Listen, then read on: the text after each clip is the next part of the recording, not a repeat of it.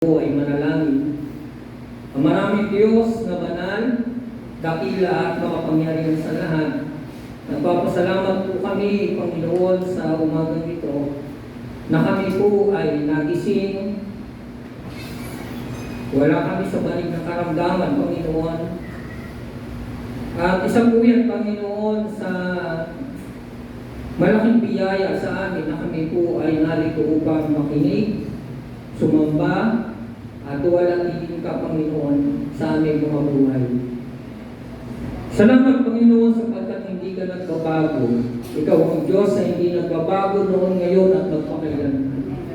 At Lord, sa oras ito, hayaan mo po, Panginoon, na mananasan namin yung presensya mo sa aming kalagitnaan sa pamamagitan ng mga salitang mahayag ngayong umaga. Punuin mo po ng kagalangan ang aming mga puso na sa umagang ito ay mangusap ka sa pamagitan ng iyong mga salita. Pagpalain mo po bawat isa sa amin, ito po ang aming dalangin sa pangalan ni Jesus. Amen. Sino po sa ating dito ay meron ng maintenance?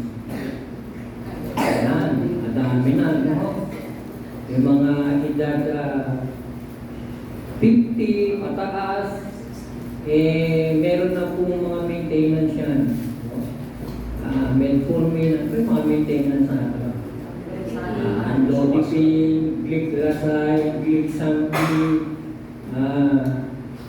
So, madami, no? Madami pong maintenance.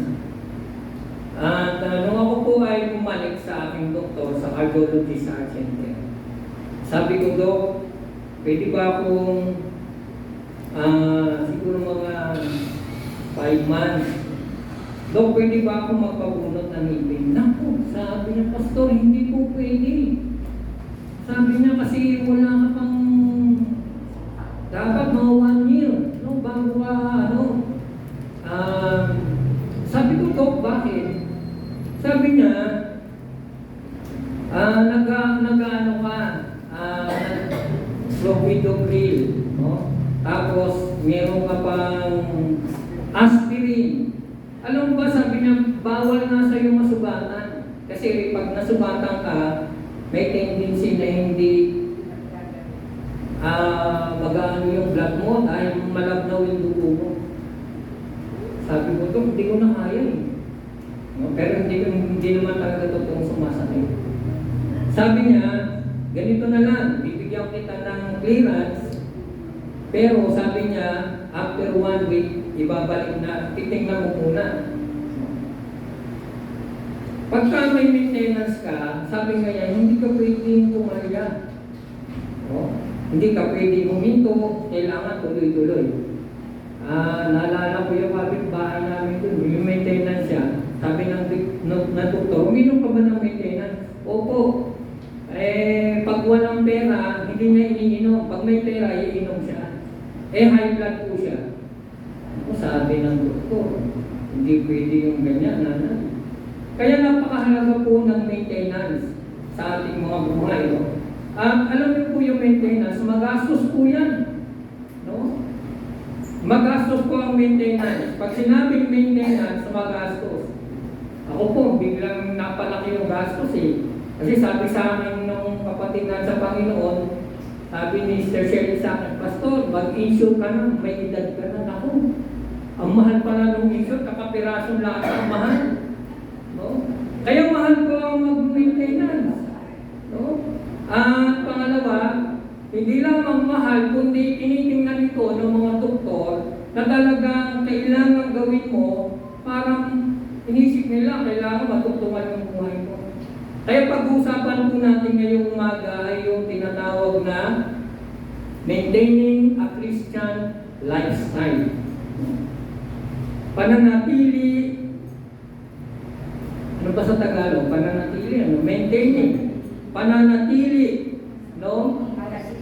Panatilihin ang ating buhay Kristiyano. Pag sinabi mo kasing lifestyle, kasama na dyan yung buhay mo eh. So, kung paano ka namumuhay. Bawa, yung lifestyle natin, marami daw.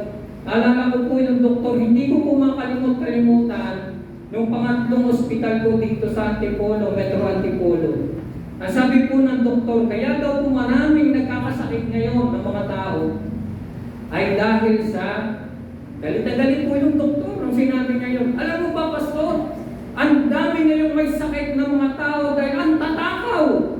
Sabi ganun sa akin ha. Professor po siya ng mga doktor. Bakit sabi niya? Busog na pero gusto pa rin kumain. May midnight snack. No? Matutulog na lang kakain pa. Kaya sabi niya, akala nila maganda yun. Hindi, sabi niya, tingnan mo, napakadaming nagugutom. Yung sanang kakainin nila, ay bigyan na lang nila para may makain, walang makain. Tapos sabi niya sa akin, pastor, gusto mo pang mawala yung sugar mo, ganito, kakakain. 6 ng umaga, kakain ka. 1 ng tanghali, kakain ka. Walang merienda. 6 ng gabi, kakain ka. Naku, parang nagdilim yung paningin ko. Pero sinabi ng doktor, sabi ko, tatagal pa kaya ako? Nagre-recover pa lang po ako dahil ang payat ko. Sabi ko, tatagal kaya ako dun sa sinabi ng doktor. No? Pero puri ng Panginoon, biyaya ng Panginoon, habang nandun ako, kailangan ko kayanin kasi isusumbong ako ng nurse eh. Magagalit sa akin ng doktor. So ganun pala, sabi ko, kailangan i-maintain natin yung mga bagay na maaring magduktong ng buhay natin. Ano? Dahil, siyempre, ayaw pa natin umuwi kay Lord. Ano? Kaya pinagsisikapan natin i-maintain. Sa buhay Kristiyano, ganun din po. Kailangan i-maintain natin yung ating buhay bilang mga mananampalataya. Alam niyo po ba, pag nag-maintain ka ngayon ng ganda, magkano kaya gagastusin sa daily pag maintain mo yung ganda mo? Diba? Pag nag-maintain kayo ng mahal ng pagpahid, no? At bukod doon, hindi lamang po doon mahal, kundi uupos ka ng napakahabang oras. Naku, yung anak ko, may anak ko akong dalaga eh. Pag dumating yung boyfriend niya ng ganitong oras, mga 1 oras may mag-aantay dahil kung ano-anong pinapahid sa mukha. So, ganun po ngayon. So mag-i-invest ka, hindi lamang yung oras, hindi lamang yung pera, kundi yung panahon na i-invest mo para ma-maintain mo yung mukha mo na maganda. So, di ba ganun mo? Kung gusto natin i-maintain yung ating mga buhay, may kamahalan, may panahon tayong ipugugol. Ano pa po ba pag nag-maintain ka? No? Alam niyo po, nakabili po ako ng sasakyan. Yung sasakyan ko po is that, 2000. Model 2000. Ilang taon na po yan kaya? Bilangin mo. 25. Ha? 25. Sipin mo, 25. Naisipan po namin, pumunta po kami ng Marinduque. Punta po kami ng Marinduque. Dala-dala po namin yung kotse. Si Brother Roger, nagulat ako, nakikipagkarerahan pa. Ako, sabi ko, bro, 2,000 pa yung sasakyan natin. Huwag kang mga ngarera dito. Baka mamaya nakita mo yung gulong, umuuna sa atin na pala ako yun. 2,000 eh. Pag-uwi ko po ng bahay, pinatingnan ko po sa mekaniko. Sabi ko, lahat ng may diferensya, tingnan mo. Alam niyo po, nabili ko po yung sasakyan ng 117. Siguro bumasos ako na higit 100 pa.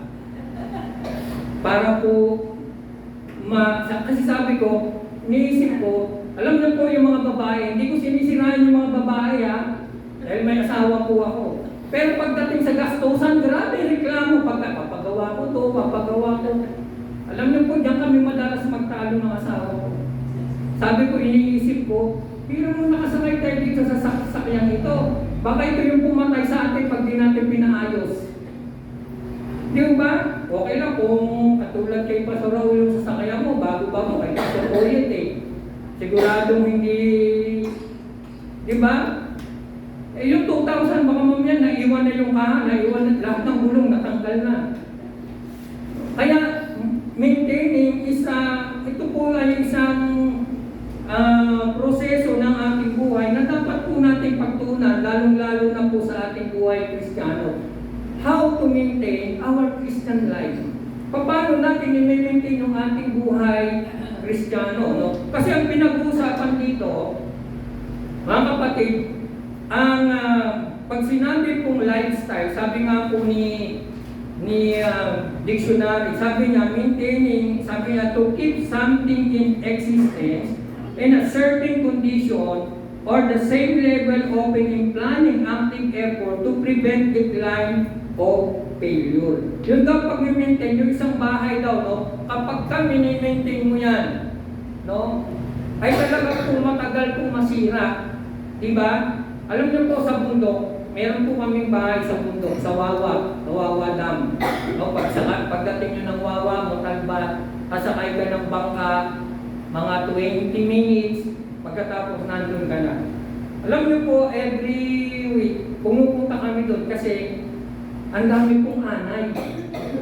Sabi na sa akin ng mga kapatiran na taga Cebu, alam mo, Pastor, sabi niya, dito sa Montalban, dito namin naranasan yung anay na ang tataba, ang lalaki ng anay dito. Samantalang sabi niya sa Cebu, sa Davao, yung anay, kasing laki lang daw ng langgam.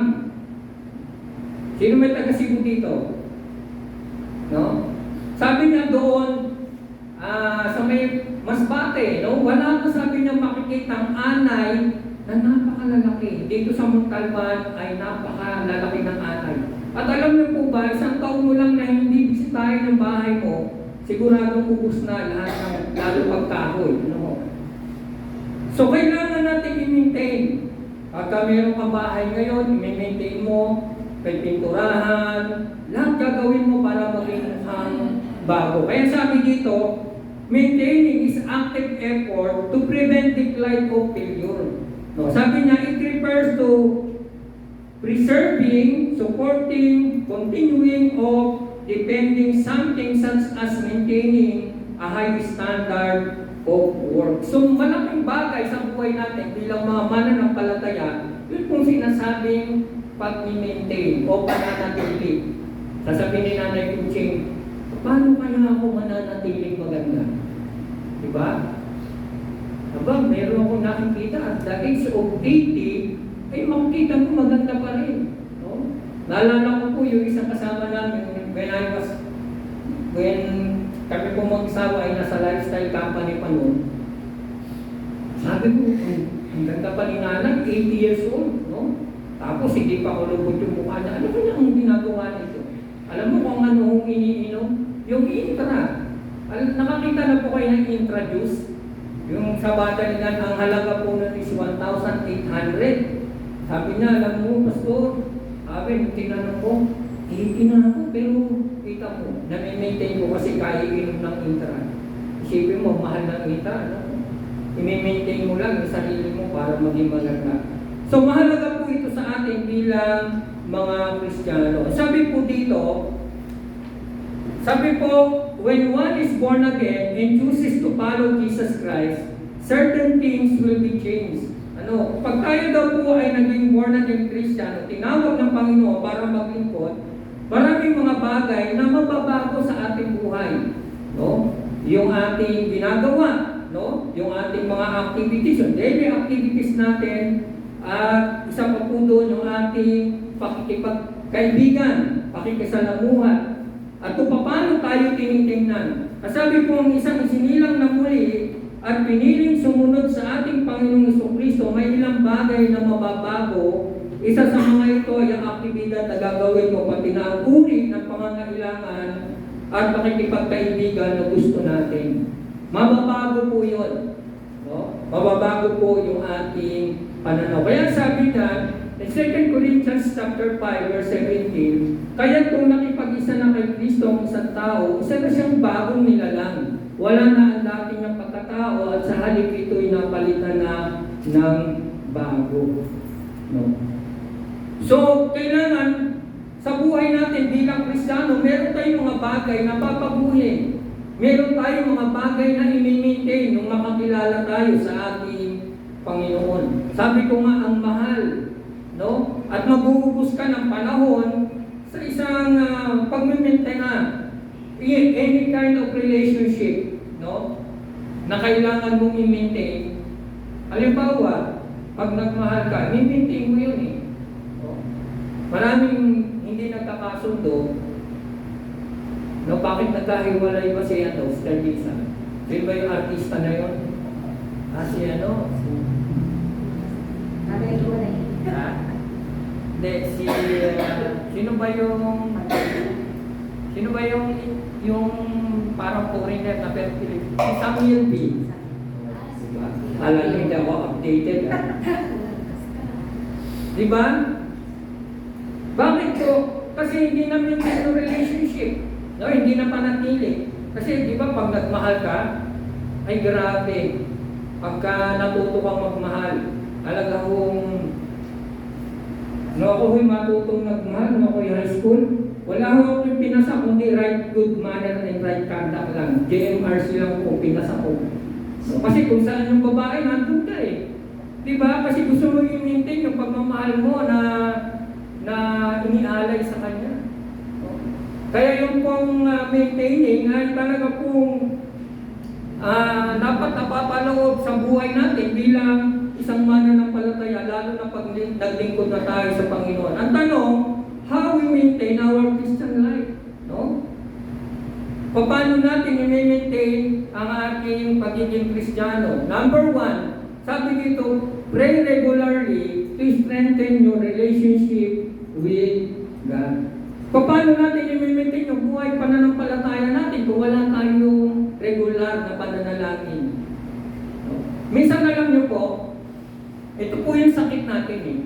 Pag dumadanas tayo ng matinding pagsubok sa buhay, grabe yung eagerness natin na mag-pray. Diba? Halos mabutas yung bubong eh.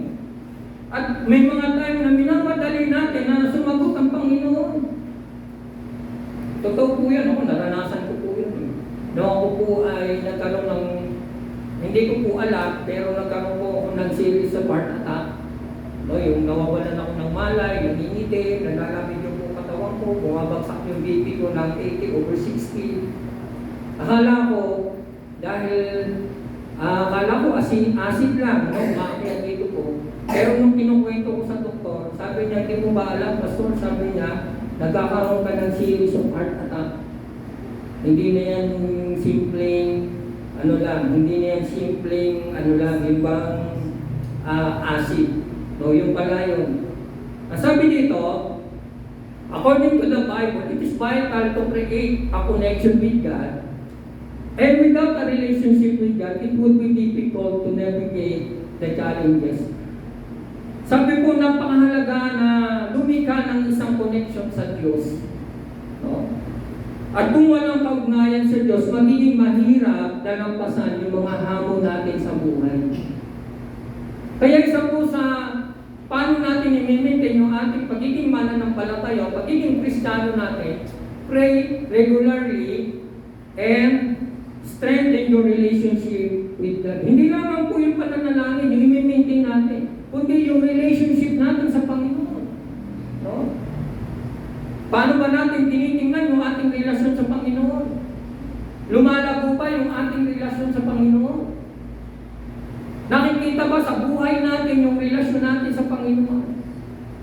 Nararamdaman ba natin yung presensya ng Diyos sa ating mga buhay? Mahalaga po yun para i-maintain po natin ang ating relasyon sa Panginoon. Sabi ko nga, maintaining needs to time. Kailangan natin ng panahon. Kasi alam niyo po, hindi minsan natin ma-maintain yung ating relasyon sa Panginoon kasi maraming panahon na tayo po lagi nagmamadali.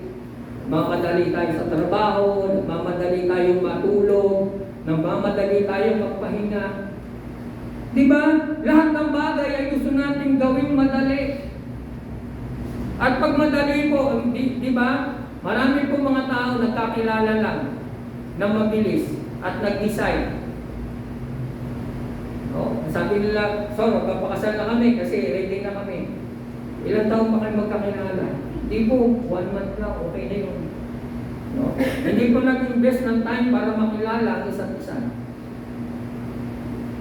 Kaya sabi dito, maintaining our Christian life ay nangangailangan po ng mahabang panahon. No? Sabi po ng 1 Thessalonians chapter 5 verse 17 to 18, palagi kayong manalangin at magpasalamat kayo sa Diyos sa lahat ng pagkakataon. sapagkat ito ang kalooban ng Diyos para sa inyong pakikipagsa kay Kristo Jesus. Pansinin po natin, nasabi palagi, no? Palagi tayong manalangin. So, ma-maintain po natin yung palagi na yon at palaging pagpapasalamat sa Diyos. At ang sabi doon, makikita natin yung bunga nito sapagkat sabi ito ang kalooban ng Diyos para sa atin. Malalaman lang po natin yung kalooban ng Diyos para sa atin kung nami-maintain po natin yung ating prayer life and thanksgiving to God. Pero pag wala po tayo na mahihirapan tayo i-maintain yung ating buhay bilang mga mananampalataya ng Panginoon. At pag dumating yung mga pagsubok, paano natin naharapin yung pagsubok? Subukan po natin huwag tayong uminom ng ating mga maintenance. Alam niyo po, nung kami nagpatingin, in-record kasi ako ng doktor, dapat every 3 months babalik ako sa doktor. No? Kasi nga, meron pong inilagay sa heart ko na ang sabi nila is, matawag ko, stent, no, doon. Yung stent na yon ay pinabuka po yung ugat para dumaloy. Kasi alam niyo po, nabuhay po ko ng mahabang panahon ng aking heartbeat ay 60 lang. Hindi na po tumataas doon sa 60 na yun. At itong nagkaroon po ng bara yung heart ko, nung umipot po yung heart ng puso ko. Yung 60 na yun, nabawasan pa. No, bumaba pa. Kaya dali kong hingalin, dali kong mapagod. So kailangan kong bumalik sa doktor para matingnan palagi yung kasi ginanong ko po sa doktor hindi po pala kayang sagutin ng doktor. Sabi ko, Dok, sabi niya kasi yung dugo mo masyadong lumalako. Nasabi ko sa kanya, Dok, ano ba yung pinanggagalingan yan? Bakit lumalako yung dugo ng tao? Alam mo sabi ng doktor, hindi rin namin masasagot yun kung saan siya nanggagaling. So parang ma-maintain ko yun, kailangan kong uminom ng gamot. Para yung dugo na yun, hindi siya lumako. At hindi siya huminto doon sa nilagay nilang stent na yun. So we need to obey.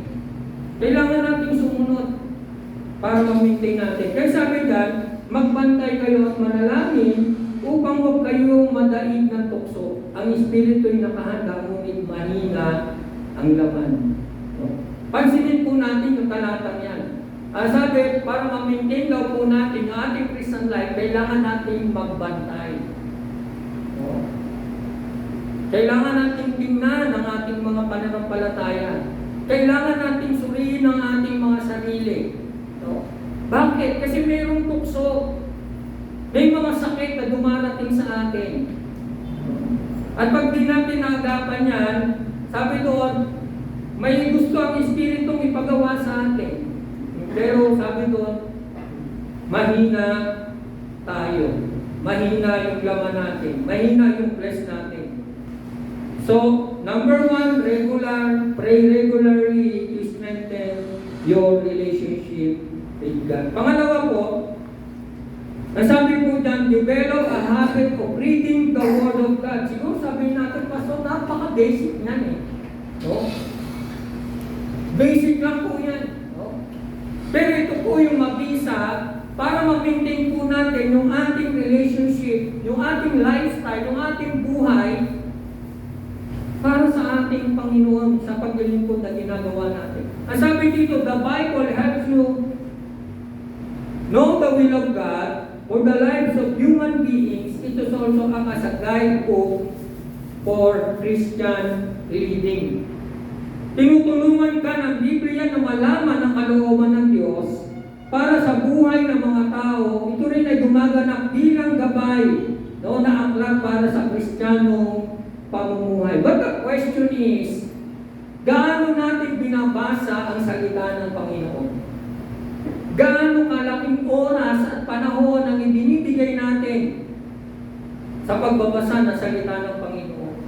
Ang sabi po dito ni Joshua chapter 1 verse 8, huwag mong kaliligtaang basahin ang aklat ng kasulatan.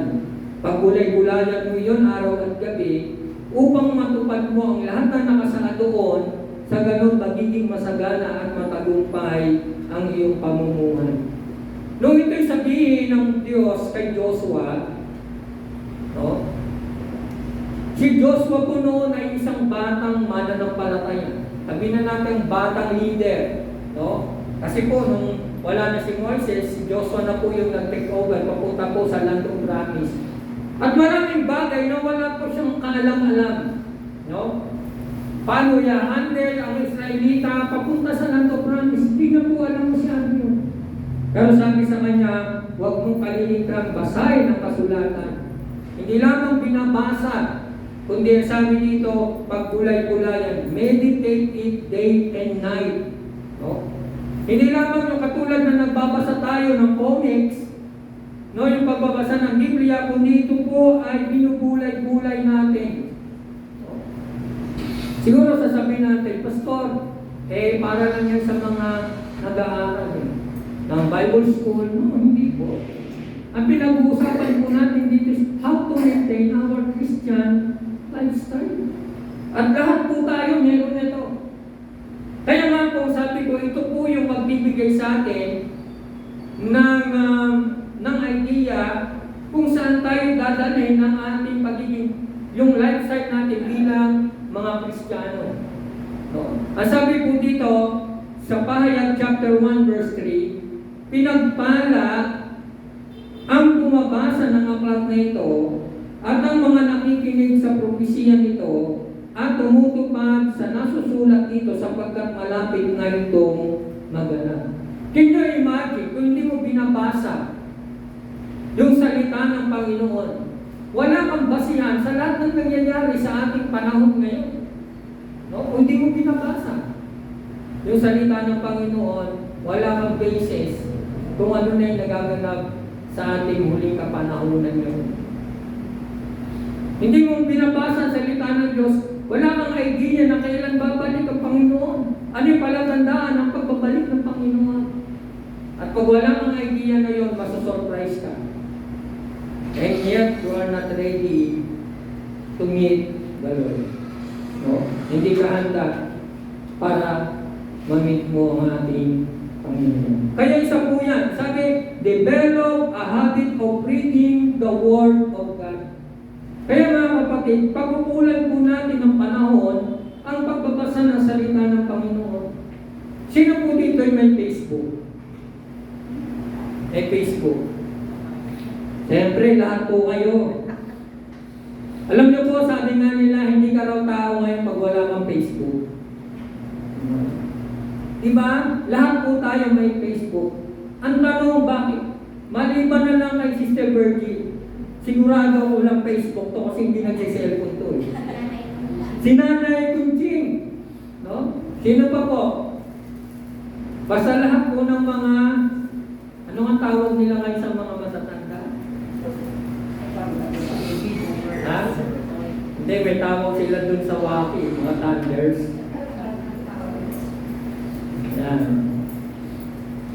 Kapag hindi po na sa Facebook, very interesting po sa atin na buksan yung Facebook natin. Diba? Sa totoo lang, naku, sumakat yung kamay mo, hawakan yung cellphone. At yung mata mo talagang, kasi kailangan ma-update ka sa mga nangyayari. Diba? Alam niyo po, sa pagbabasa ng salita ng Panginoon, dapat ganun po tayo. Meron po tayong nakalaang oras para magbasa ng salita ng ating Panginoon. Bakit po? Hindi mo alam, darating na pala yung Panginoon. Nakikita mo na yung palatandaan ng pagbabalik ng Panginoon. Pero dahil hindi mo binabasa, hindi mo alam na bukas pala darating na yung Panginoon kasi nakita na yung mga sign ng pagbabalik ng Panginoon. And yet, you are not ready. No? Hindi ka nakahanda. Ang sabi nga, mapalad ang mga taong nag-aanda sa pagbabalik ng ating Panginoon. Pero dahil hindi mo mini-maintain yung lifestyle mo ng pagbabasa ng salita ng Panginoon, mas updated ka doon sa Facebook, sa Messenger, yan po yung nakakalungkot. You cannot maintain your spiritual growth, your spiritual lifestyle. Pangatlo po, sabi po dyan, engage in fellowship with other believers of Jesus Christ. Sabi dyan, spending time with like-minded individual will strengthen our faith. It is important to attend church and Bible study group in your area. No? Meron po mga Bible study. Ewan ko si Pastor Raul, nagkakantak-kanta ng Bible study dito every Wednesday. Tama po ba? Wednesday, Pastor, no? So, kailangan natin yun. Ang sabi po dyan ay yung paggugol ng panahon sa mga tao katulad ng pag-iisip ay may pagpapatibay sa ating pananampalataya. Ang dami po mga tao ngayon, umaating lang sa church. No? It's sad to say, maraming umaating sa church, pero hindi po malago ang kanilang spiritual na buhay. Totoo po yan. Napakadaming mga tao ngayon, papasok sa church at lalabas, pero hindi po naging malago yung kanilang mga buhay. Sabi po dyan, sikapin natin gisingin ang damdamin ng bawat isa sa pagmamahal sa kapwa at sa paggawa ng mabuti. Huwag nating kaliligtaan ang pagdalo sa ating mga pagtitipong gaya ng nakasanayan ng iba. Sa halip, palakasin natin ang loob ng isa't isa, lalo na ngayong nakikita natin malapit ng araw ng Panginoon. Alam niyo po, napakalapit na po ng pagdating ng ating Panginoon. Kung babasahin po natin yung mga palatandaan na ibinigay sa mga alagad, makikita natin yung nalalapit na pagbabalik, yung palatandaan ng pagbabalik ng Panginoon. At sa pagbabalik ng Panginoon, hindi po yan pinag-uusapan kung matagal na akong bago ka pa lang na Kristiyano. Tatanungin pa sa'yo ng Panginoon na, Sister, kailan ka naging Christian? Oh. Hindi po basihan dito yung matagal. O bago pa pa lang na naglilingkod sa Panginoon. Ang basihan dito, lumago ba yung ating pananampalataya? Lumago ba yung ating pagkakilala sa ating Panginoon? Alam nyo, maraming mga tao nakakilala sa Panginoon. Sabi nga ng talata, kahabag-habag yung mga taong umaasa lang sa Panginoon. Bakit sinabi talatang yun, no? Nakahabag-habag, natural na tayo umasa sa Panginoon.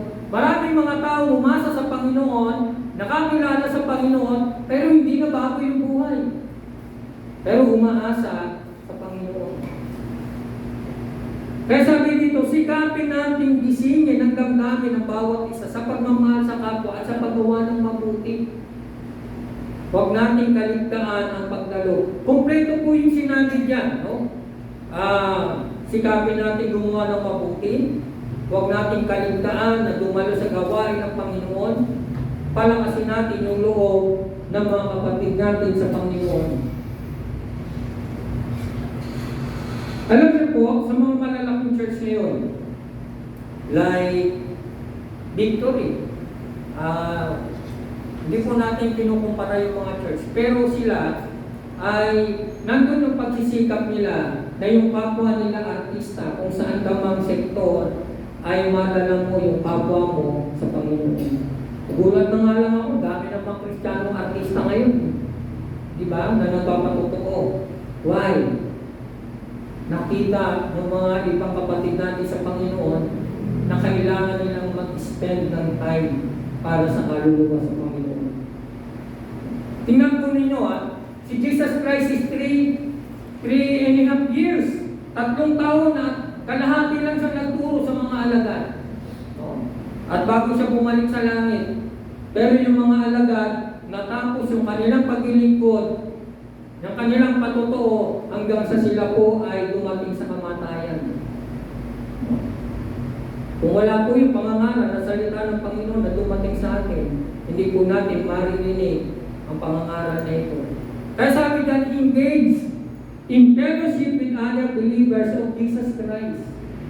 Kaya naman po, napakahalaga na tayo dumadalo sa gawain ng Panginoon sa mga Bible study.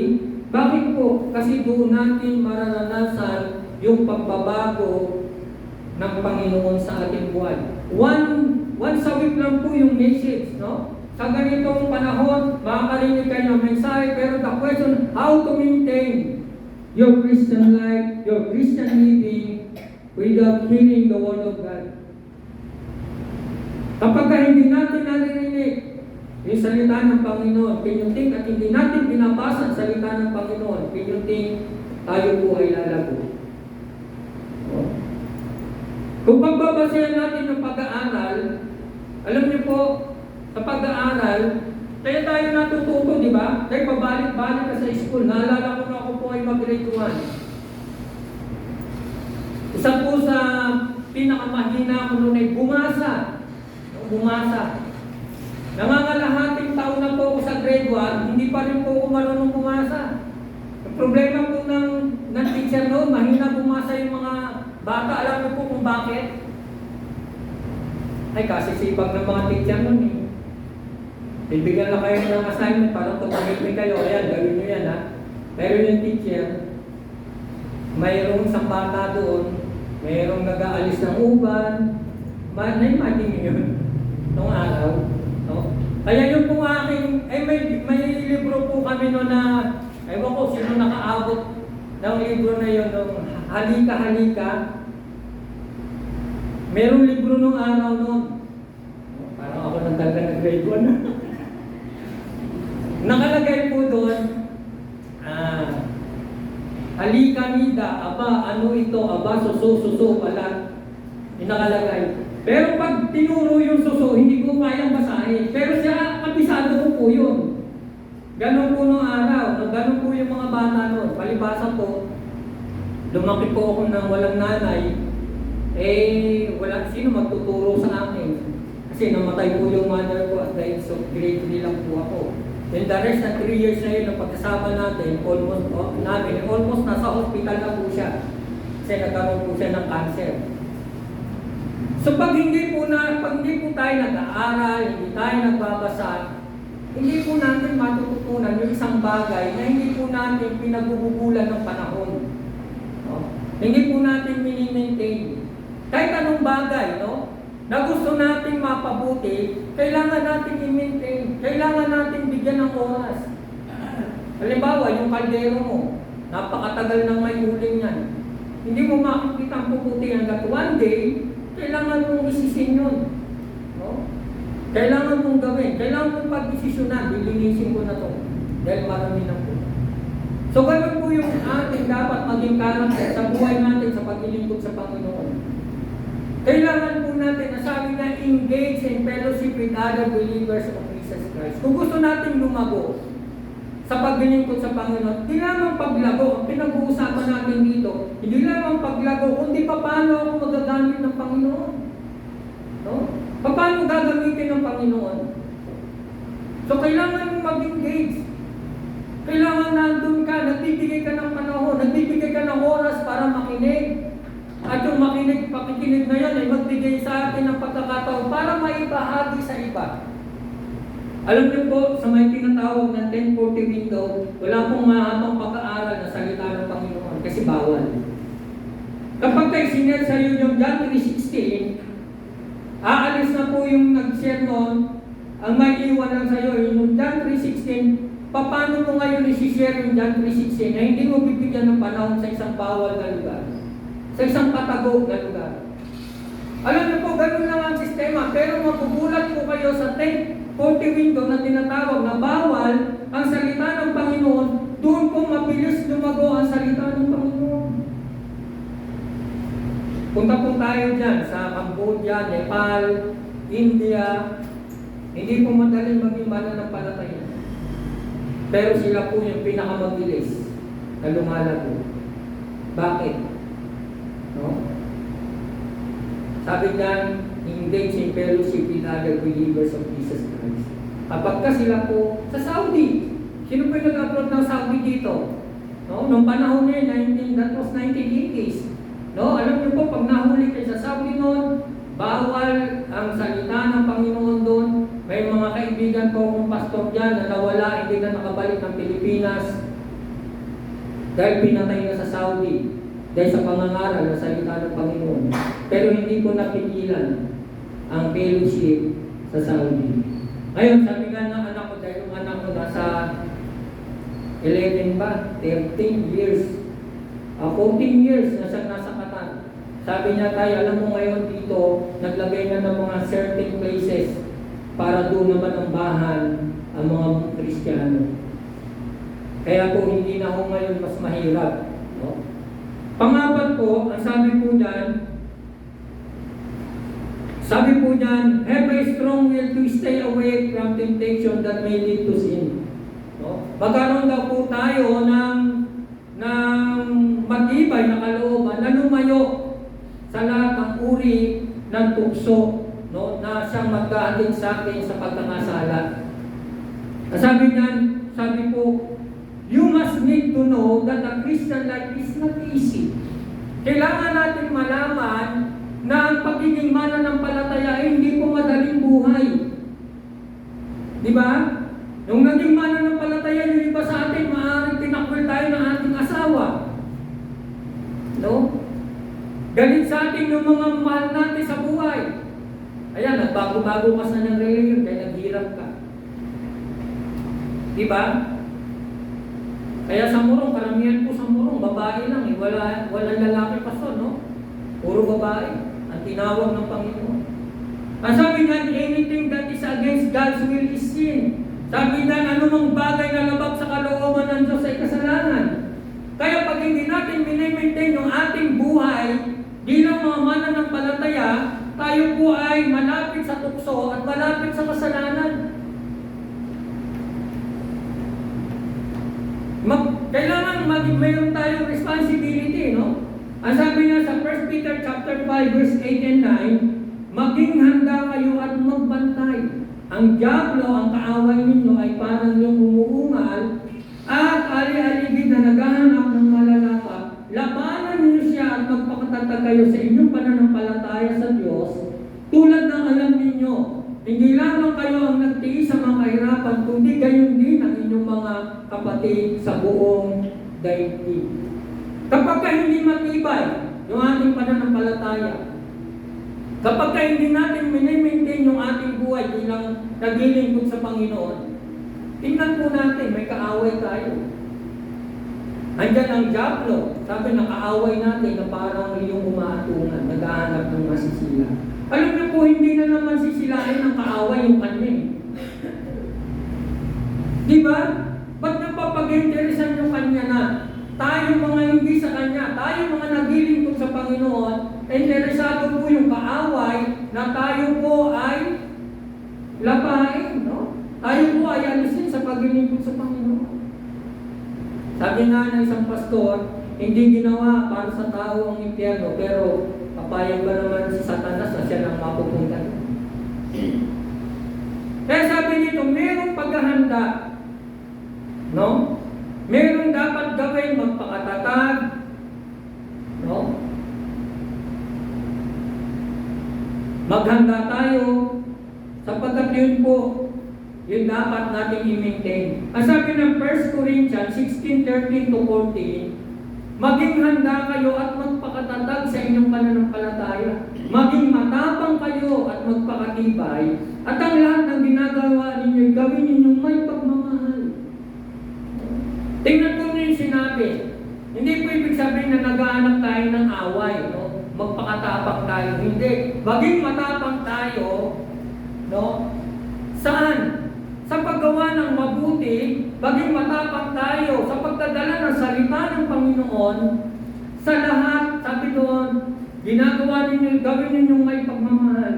Kaya tayo po mga Kristiyano, kailangan meron natin yung pagmamahal natin. Kahit naawayin tayo, ganun talaga eh. No? Kasi mabigat po yung paano tayo nalarawan ng Biblia. Sabi kayo ang asin at ilaw ng sanlibutan. No? Nami-maintain ba natin na tayo po ay nagiging ilaw ng sanlibutan? Nami-maintain din ba tayo na kahit saan tayo ilagay, sa fieldwork natin, o saan man tayo nagtatrabaho, napapanatili ba natin nagliliwanag yung mabuting buhay ng Panginoon sa buhay natin? Kaya sabi ko nga, yung maintaining ay nangangahulugan po yan ng mahaba na proseso ng dapat nating gawin. Panlima po, sabi po din, share the love of God with others. Ibahagi daw po natin yung pag-ibig ng Diyos sa iba. Sabi po niyan, true Christian are loving, kind, generous, and forgiving. Paano daw po tayo magmahal? Una, mabait, ano ba yung generous? Mapagbigay, at forgiving, mapagpatawad. Mabigat po yung mga pinapagawa sa atin. No? Pero ito po yung dapat makita sa atin to maintain our Christian life. Sabi dito, find ways that you can serve the society and spread the word of God. Sa Montalban po ay, sabi po nung kapitana namin pastor, nung siya po ay manalo, pwede po bang magtrabaho pa sa barangay? Yun po yung pinapuntahan po ko at ang gusto po ay magtrabaho po ko sa barangay. At ang magiging trabaho ko po sa barangay ay magiging head po ako ng isang department. At ang department na yun ay yung drugs. Hawak po ako ng anti-drugs. May tawag po sila dyan. Sabi ko, pakisabi na lang kay kapitana, no? Siguro marami namang pagbibigyan, pero sabi ko, ako po ay isang pastor. At bilang pastor, nais ko lang na magpastor sa isang church. Pero sabi ko sa kanya, kung ibibigay mo sa akin, kapitana, yun pong marriage counseling, anytime po tawagan mo ako sa barangay, pupunta ako para mag-counseling sa marriage counseling. Alam niyo po, marami po kilala naman, no? Ang mga pastor po sa lugar na sa lugar namin, no? Kami na nakaupo sa kanila sa munisipyo ay may mga pastor. Bakit? Sabi po doon, share the love of God with others. That is the purpose kung bakit nandun po sila. No? Sabi po ng 1 Peter chapter 4, sabi dito, do not be afraid to talk about your Christianity and your walk with Jesus Christ. Huwag ka po tayong matakot. No? Na sabihin natin yung ating pagiging Kristiyano na tayo po ay lumalakad ayon sa kalooban ng Panginoon. One time na, kahit alam niyo po ba ngayon, ewan ko kung dito sa Pasig, marami po mga nagpapakasal sa pastor at hindi po sa pare. Kasi sabi po nila, alam mo ba pastor, kaya hindi kami nagpapakasal sa pare, ang hirap dalhin ng pare sa labas. Tapos, magpapa-schedule ka ng napakahaba. Kaya ayaw po nila sa pare. So, ministry. Kailangan din po natin mag-ministry sa kanila. Kaya sabi po ng 1 Peter chapter 4, verse 16, ngunit kung kayo nagdusa dahil sa pagiging Kristiyano, huwag ninyong hinhaya ito. Sa halip, magpasalamat kayo sa Diyos sa pagkataglay ninyo ang pangalan ng Panginoong Kristo. Huwag daw po tayong mahiya kung magdusa ka man, no? Dahil sa pagiging Kristiyano mo. Natural lang yon. Kasi nagdusa ang Panginoon para sa atin. Ang tunay na mga Kristiyano ay mapagmahal, mabait, bukas palad, humahanap ng paraan para makapaglingkod sa lipunan at may palaganap ang salita ng Panginoon. Ang sabi po sa 1 John chapter 4 verse 7 to 8, mga minamahal, mag-ibigan tayo sapagkat mula sa Diyos ang pag-ibig, at ang bawat umiibig ay anak ng Diyos at kumikilala sa Diyos. Ang hindi umiibig ay hindi kumikilala sa Diyos sapagkat ang Diyos ay pag-ibig. Yun po tayo, no? Nandun sa atin yung pag-ibig ng Diyos na ipinadama niya sa atin. Kaya isinishare po natin ito. I-maintain po natin ito sa sarili natin. Para tayo po ay makita at maluwalhati ang Panginoon sa atin. Dito po ako magtatapos. No? Ang sabi po dyan, a true Christian lifestyle does not seek worldly riches, no? But stock up riches in heaven. As told by Jesus Christ in the Bible, Christian needs to sacrifice earthly pleasure with the numerous activities in the world. It is vital to choose what benefits your walk with Jesus Christ. Alam niyo po, yung mga kayamanan, dito lang po yan sa lupa. No? Pero habang ginagawa natin, pinalalago natin ang ating sarili, minimaintain natin yung buhay Kristiyano natin, ang sabi diyan, tayo po ay nag-iipon ng kayamanan sa langit. No? Tayo po ay nag-iipon ng kayamanan sa langit. Kaya habang minimaintain natin yung buhay pagiging Kristiyano natin, at natutuwa ang Diyos sa buhay natin, nag-iipon tayo ng kayamanan sa langit. Ang pamumuhay ng isang tunay na Kristiyano ay hindi naghahanap ng makamundong yaman, no? Kundi nag-iipon ng kayamanan sa langit na itinuro ng ating Panginoon. Kailangan isakripisyo ng Kristiyano ang makalupang kasiyahan. No? Marami pong activities dito sa lupa. Pero yung activities na gusto ng Panginoon ay yung magdudulot sa atin at magdadala sa atin sa buhay patungo sa langit. Gusto ko pong tapusin yung talatang ito in Revelation chapter 2 verse 2 hanggang 5. Ganito po yung sinasabi. Pakinggan po natin. Nalalaman ko ang mga ginawa mo, ang iyong mga pagpapakahirap at pagtitiyaga. Alam kong hindi mo kinukonsinte ang masama. Sinubok mo ang mga huwad na apostol at napatunayan kung sila'y nagsisinungaling. Alam ko rin matyaga ka, nagtiis na maraming hirap, alang-alang sa akin at sa pag-ibig mo noong una. Subalit, no, may isang bagay na ayaw ko sa iyo. Ang pag-ibig mo noong una nang sumampalataya ka ay nanlamin. Alalahanin mo ang dati mong kalagayan, pagsisihan mo at talikuran ng iyong masasamang gawa, at gawin mo muli ang mga ginagawa mo noong una.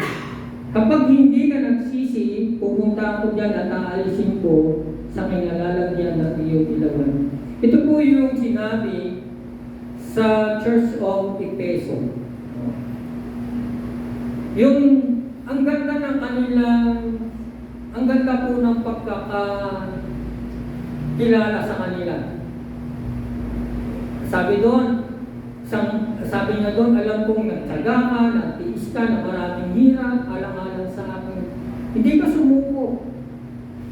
Subalit sabi niya, may isang bagay na ayaw ko sa iyo, ang pag-ibig mo noong una ang sumampalataya ay nanlalamig na. Hindi po nila na-maintain yung pag-ibig na naranasan nila nung una sa Lord. No? Sayang. Ang dami pong magagandang bagay na sinabi sa kanila. Pero ang malungkot, hindi nila na-maintain na panatili yung unang pag-ibig na naranasan nila sa ating Panginoon. Nawa po, hindi dumating sa atin sa punto ng paglilingkod natin sa Panginoon na sasabihin ng Panginoon sa atin, hindi mo napanatili yung mga bagay na hinahanap ko sa iyo. Sana bago dumating ang Panginoon, mga kapatid, yung mga bagay na kailangan natin i-maintain para sa ating paglilingkod sa Panginoon ay magawa natin. At sa pagharap natin sa Panginoon, wala po tayong regrets na sasabihin natin, Panginoon, ginawa ko yung mga bagay na nais mo. Sabi ko, well done, my child. Mabuti at tapat kong alipin, pumasok ka sa kariyan, inihanda ko para sa iyo. At sa ating pong conclusion ngayong umaga, Sabi niya in Colossians chapter 2 verse 6 and 7, yamang tinanggap na ninyo si Jesucristo bilang Panginoon, mamuhay kayo ng may pakikipag-isa sa Kanya, magpakatatag kayo at isalin ninyo sa Kanya ang inyong buhay, magpakatibay kayo sa pananampalatayang itinuro sa inyo, at lagi kayong magpasalamat sa Panginoon. Purihin ang Panginoon at pagpalain po tayo ng Panginoon sa Kanyang mga salita sa umagang ito.